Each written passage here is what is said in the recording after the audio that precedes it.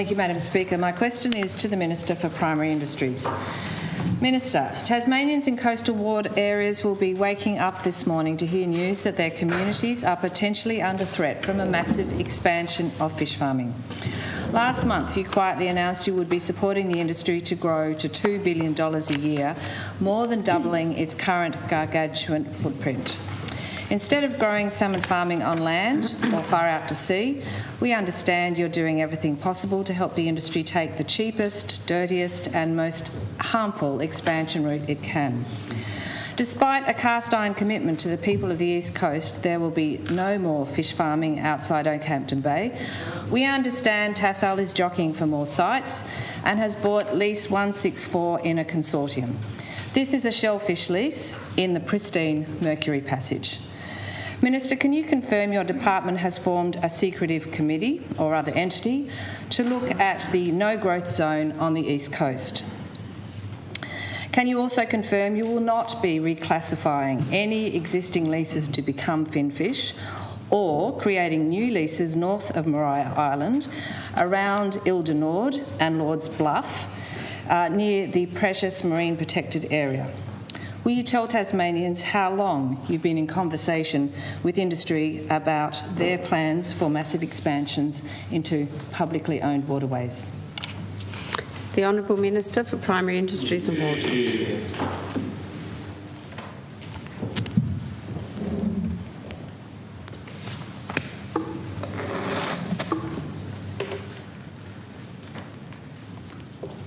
Thank you, Madam Speaker, and thank you to the Honourable Member for the question. And the outset, can I reject the unfounded allegations that have been made by the Honourable Member? Which ones? Madam Speaker. And of course it comes from a position of attacking and criticising a very important industry to Tasmania, and that's the salmon industry that has the backing of this government, Madam Speaker. Order, please. And not only that, we support the many jobs, Madam Speaker, particularly in those rural and regional areas. But, Madam Speaker, let me make it very clear that I have been aware of unfounded rumours that are circulating regarding existing East Coast aquaculture leases and salmon farms being established. So let me make it very clear for the Honourable Member and members of the public, including those on the East Coast, that with the exception of Okehampton Bay, all other leases on the East Coast can only be licensed to grow species such as seaweed and shellfish. At the moment, will you Madam Speaker, Dr Woodruff, the Minister is addressing Parliament. Thank you, Madam Speaker. Making sure he understood me, Madam. Oh, that's not very helpful. Thank you.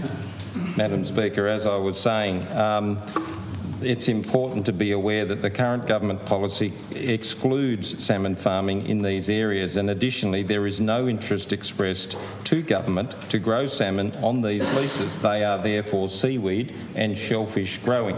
No, they'd like to trade them for new leases. Madam Speaker, I'm trying my best. I know you are, Minister, and I do apologise for the rudeness of some. Thank you, Madam Speaker. Well, point of order.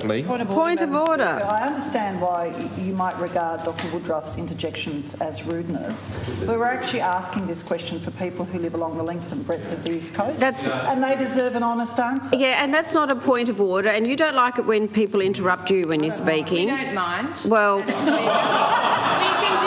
it. We're tougher than that. Well, excuse me, you've been here long enough to know the form of the House. You are not allowed to interrupt.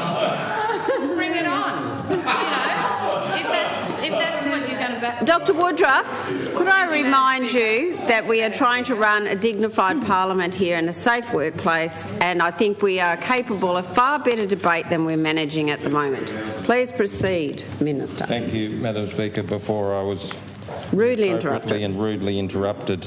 Importantly, one of the main leases being pointed to is in the Mercury Passage, Madam Speaker, and the Mercury Passage remains an area where salmon farming is banned, Madam Speaker. Schedule 6 of the Marine Farm Planning Act 1995 prescribes that the area of Mercury Passage is a no-grow area for finfish. Thank you, Madam Speaker. That is absolutely correct. Oakhampton Bay finfish farming was already established prior to this legislation coming into place, and so is excluded and is heavily regulated by the EPA, but no further finfish farming expansion is permitted in this area. This ban could only be overturned with the approval of Parliament, something we have no intention of looking at. So, Madam Speaker, this is on the public record. It's in legislation. The Greens and other people know that, and these are unfounded rumours that are being perpetuated. I have a point of order, Minister. Thank you. It's about relevance to the question. I do think the Minister didn't understand it. I entirely understand the situation as it is. The question is, will the Minister be reclassifying any leases or opening new leases north of Maria Island? Okay, Lord's Bluff and other trade-offs that we understand. Okay, as a point of relevance, that's not a point of order. Now, Great leader, you don't know. I know it's a circus. Would you please stand up? It's hard when we ask the truth, okay? I'm asking Dr. Woodruff. Dr. Woodruff, internalise all that, please. Come on. Madam Speaker, I'm tired of the mistruths around this industry perpetuated by the Greens. It's a highly regulated industry. It's a jewel in our crown. It's part of our brand, the Tasmanian brand. Been to White Beach lately? Madam Speaker, it creates thousands of direct and indirect jobs, and it's an integral part of our regional communities. We need to get behind it, behind the hard-working Tasmanians employed in it, and stop listening to the Greens' mistruths and the social media scuttlebutt. Order. Madam Warning Speaker. number one for both of you. Madam Speaker, as part of the second review of the plan, as I announced in the budget just last week, the government is committed and is committing $250,000 for a marine spatial planning exercise to identify potential sustainable growth areas for new offshore finfish marine farms, Madam Speaker. And let me explain.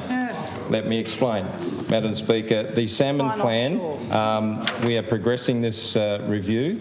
Madam Speaker, the progress report will include a contemporary marine spatial planning exercise and explore ways to identify potential sustainable growth areas for new offshore finfish marine farms. Through the review, the government does not anticipate there will be major changes to the plan. We believe that by opening new areas for finfish marine farming development, supporting industries that can provide jobs and generate a network of supporting businesses. I do hope it's not an irrelevant one. It is about relevance. The Minister hasn't addressed any of the questions I asked, particularly about whether he's formed a secretive community. Okay, that's not a point of order. On the East Coast. I ask you to sit down. It's not a point of order. Threatened the Minister to go to Queensland if he doesn't do a trade-off. Dr. Woodruff, you are sailing close to the wind. You know that's not a point of order. You know I'm incapable of telling the Minister what to say. Minister, would you please resume your podium?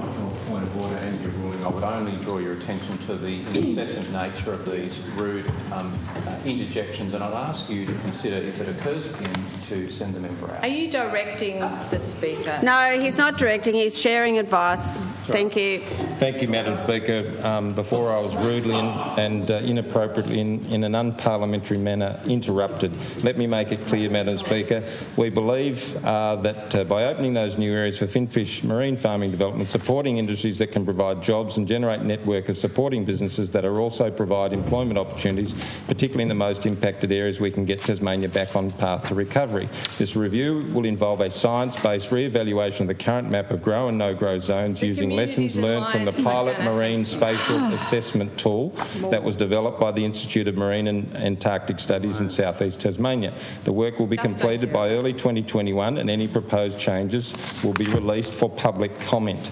An advisory group will be established to assist in this process. Any consideration to change the existing grow and no-grow zones for finfish in Tasmania will be subject to a comprehensive public consultation process that provides all Tasmanians with a chance to comment on any potential changes. Dr. Woodruff, you're incapable of keeping self-control today, so I'm going to ask you to leave the chamber.